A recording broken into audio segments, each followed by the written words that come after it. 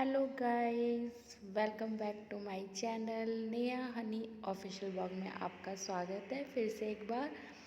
I hope आप सब लोग अच्छे होंगे। आज हम लोगों को जाना था गांव की शादी में और मैं पापा को दिन का खाना लगा के दे रही थी ताकि जल्दी खाना पीना हो जाए और मैं फ्री हो जाऊं। और मुझे अपने थोड़े पर्सनल काम भी थे, तो मैंने कहा जल्दी से पापा को खाना पीना खिला पिला के फ्री कर दूं। और मैं पापा को खाना लगा के जा ही रही थी देने।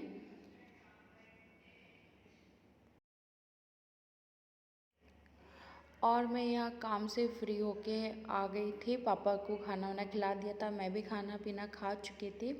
खा पी के आके मैं वही फ्री जैसे हुई तो मैंने कहा पहले नेल पेंट लगा लूँ, क्योंकि फिर नेल पेंट अगर आप फिर एंड टाइम पे लगाओ तो वो सूखती ही नहीं है और बहुत प्रॉब्लम होती हैं, सारी नेल पेंट बिगड़ जाती है। और यहाँ मेरा बेटा बहुत परेशान कर रहा था मुझे, कभी ऐसे देख रहा था कभी वैसे देख रहा था, मतलब मुझे नेल पेंट ही नहीं लगाने दे रहा था। कभी जाके कैमरे के पीछे से फ़ोन हिला दे रहा था और मुझे इतना परेशान कर रहा था, लगाने ही नहीं दे रहा था बिल्कुल भी। उसको कहने का मतलब था उसको लगाओ, और फिर वो ऐसे झुक रहा था ना, उसने अपनी नाक में नेल पेंट लगा लिया था, तो बहुत परेशान कर रहा था। जब ये जगता है ना तो मैं कुछ अपना काम कर ही नहीं सकती हूँ कि मैं कुछ अपने लिए कर लूँ। बट आज शादी में जाना था, मैं इसके सोने का वेट भी नहीं कर सकती थी, क्योंकि ना ही ये सोने वाला था और ना ही मैं फ्री होके नेल पेंट लगाने वाली थी। तो मैंने सोचा कि चलो ये जग रहा है तो जगते जगते लगा लूँगी।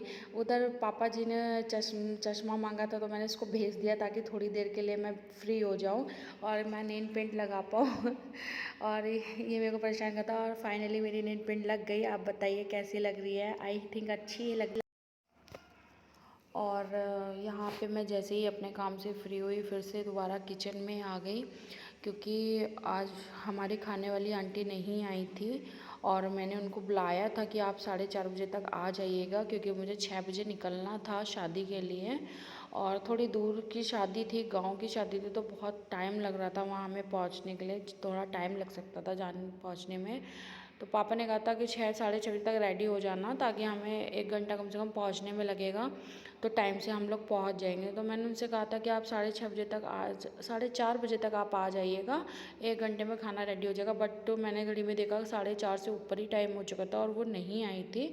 तो फिर मैंने कहा हम खाना मुझे इसलिए और बनाना पड़ा था क्योंकि हम सब लोग जा रहे थे, सिर्फ मेरा बड़ा वाला जो देवर था वो नहीं जा रहा था, तो उसके लिए मुझे खाना बना के रखना पड़ा था। इसलिए मैं किचन में फटाफट आई, उसके लिए मैंने खाना फटाफट बनाया, बना के फिर हम लोग क्या कहते हैं रेडी हुए।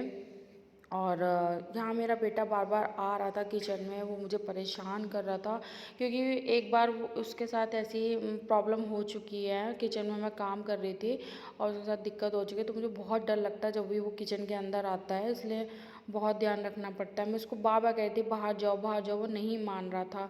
नहीं मम्मा मुझे यहीं रहना है यहीं रहना है, बार बार जिद कर रहा था मेरे साथ।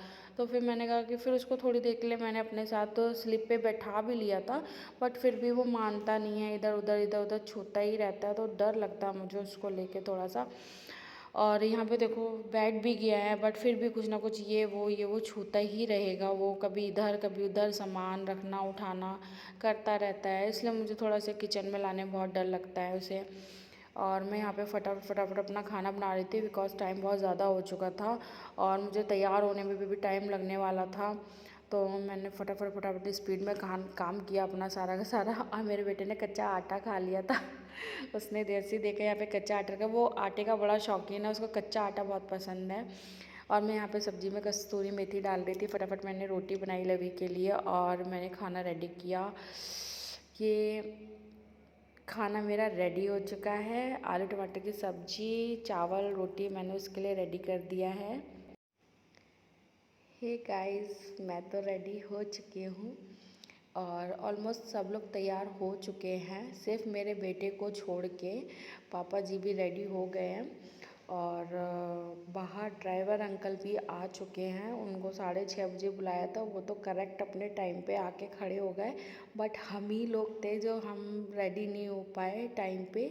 और मैं अपने बेटे को फटाफट रेडी कर रही थी ताकि ये जल्दी से, इसी के चक्कर में थोड़ा और लेट हो रहा था, इसको फटाफट रेडी करके फिर हम लोग निकले। एक्चुअली लक्की डायरेक्ट वहीं पे अपने ऑफिस से डायरेक्ट वहीं पे शादी के जगह पर पहुंच जाएगा, बट हम लोगों को यहाँ से निकलने में थोड़ा टाइम हो रहा था और हम लोग फाइनली रेडी हो चुके थे। और गाइज़ मैंने ये वाली साड़ी पहनी थी। आप लोग बताइएगा कि मैं कैसी लग रही हूँ कमेंट में।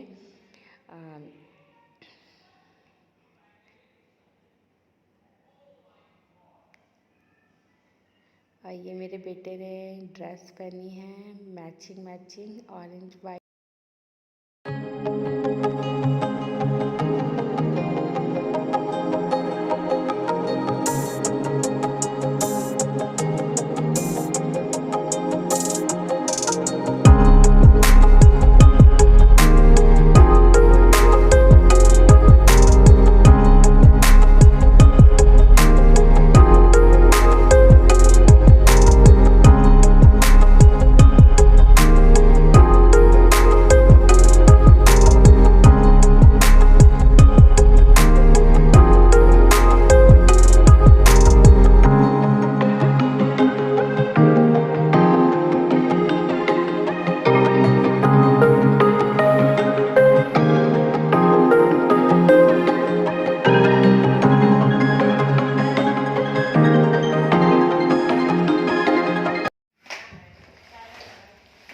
हेलो गाइस, अब हम निकल गए हैं जाने के लिए।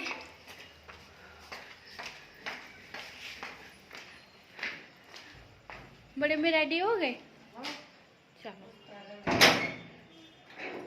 बड़ी मम्मी भी जा रही है, तैयार हो चुके। हाँ लक्की वहीं से वहीं आएगा बुआ के यहाँ से। हाँ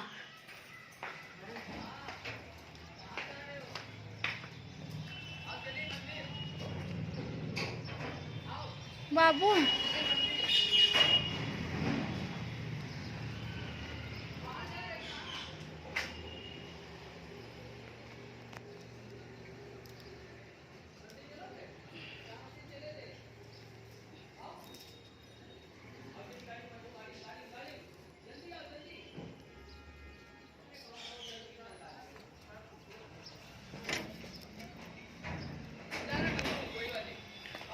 बाबू ये झोले पकड़ लो।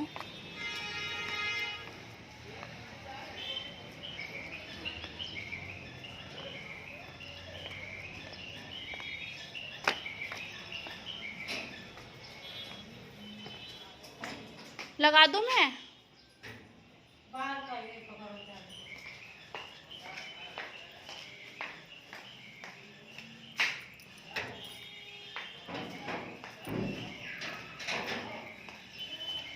ताला ये लटका यही वाला है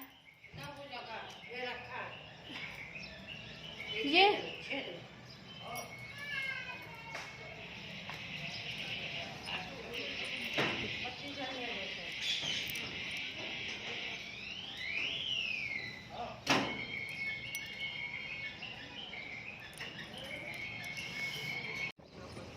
बैठो।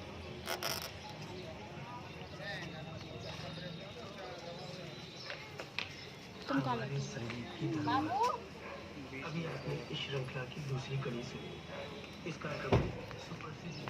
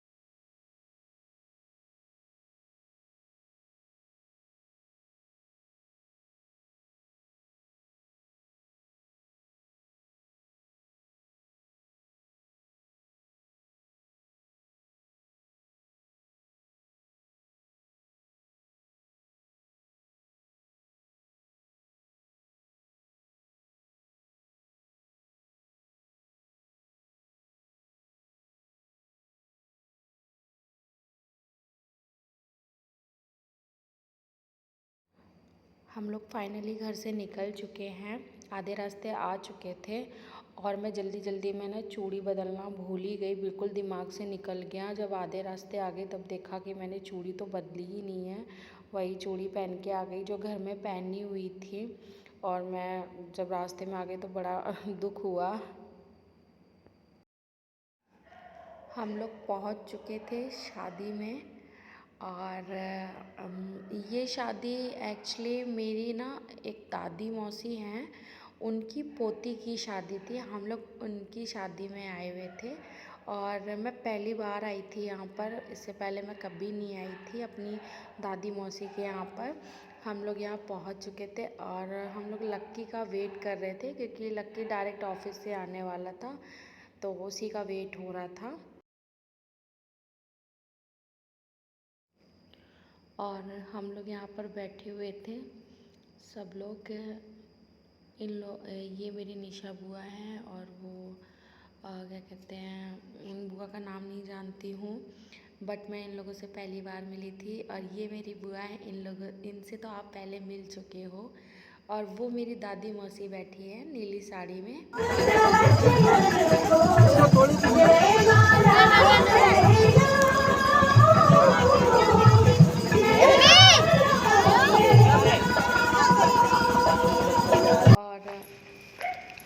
अब हम लोग पहुंच चुके हैं घर और बस अब अपनी ड्रेस चेंज करके जल्दी से सोएंगे क्योंकि टाइम बहुत ज़्यादा हो चुका है।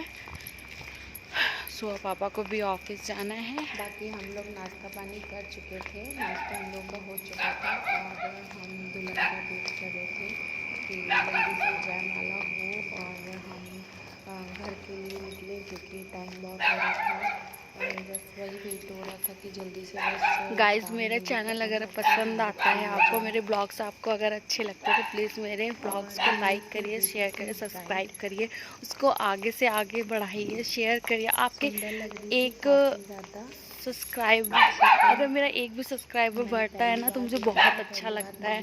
आप लोग मेरे से जुड़ते हो तो मुझे अच्छा लगता है, तो इसलिए मेरे चैनल को प्लीज़ आप सपोर्ट करिए। Thank you.